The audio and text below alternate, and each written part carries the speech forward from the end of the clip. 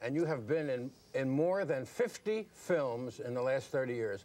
Do you have a single favorite role or film? Well, aside from being there, I think the film I most enjoyed being in was Dr. Strangelove, two particular characters. Aside from that, being there was an ambition, you know, that I wanted to do all my life. What did you like about Strangelove? I liked the character of the doctor, and I liked the character of the group captain, Mandrake, yes. Those two, and lovely memories of Stanley Kubrick and Terry Southern. And do you ever go back and see your movies? Do you like to watch yourself in the movies? Do you watch them on television, or do you go to the theaters and watch your movies? No, I went last night to see Being There because I hadn't seen it with an audience. And it was very interesting to see the reaction, you know, on various levels. Because the audiences here are very sophisticated. They pick up very quickly, I notice, on little innuendos. Really? Yes, yes. In different parts of the world, you think audiences act differently to the same film? Oh, absolutely. I mean, I haven't seen that in other parts of the world, but other films, they do, yes. What's the difference between a California audience and a London audience, for instance?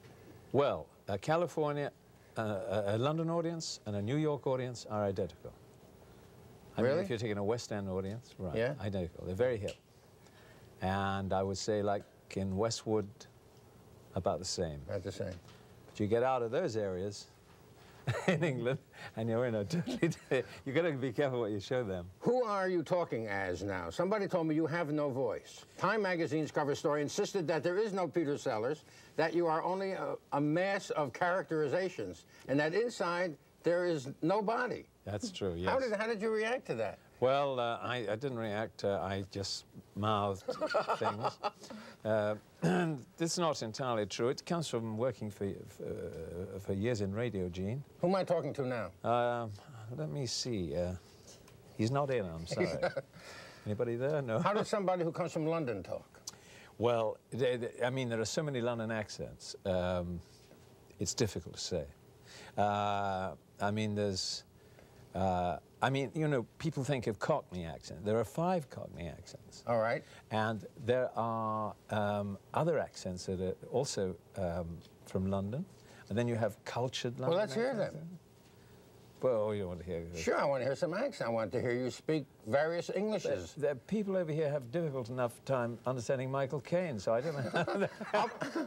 I'll put subtitles on as you speak. Well, I'll tell you straight out, Gene.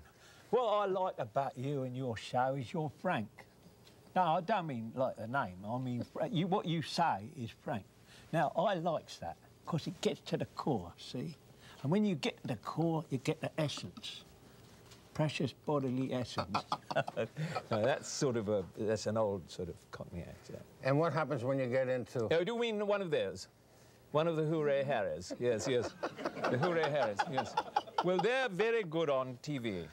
And they're quite erudite, you know, and there's it's very interesting, Mr. Sharrett, that you should come on the show.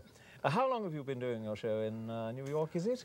It's been 64 years. 64 years, how absolutely amazing. And you haven't asked me a new question yet. No, well, of course, I've only just started myself. I see. It's just that I went to Oxford, that's it. And what happens when you have to sell something? What do you say when you have to sell a product on television? How do you cue the control room? All those TV selling voices are more or less the same, you know. They're the same all over the world. Get so-and-so today, you know. Even in Russia, I did one once about cigarettes. Comrades, smoke Bruchkins. Bruchkins are not merely the coolest, the finest, and the best cigarettes in Russia. They are the only cigarettes in Russia. You know, that's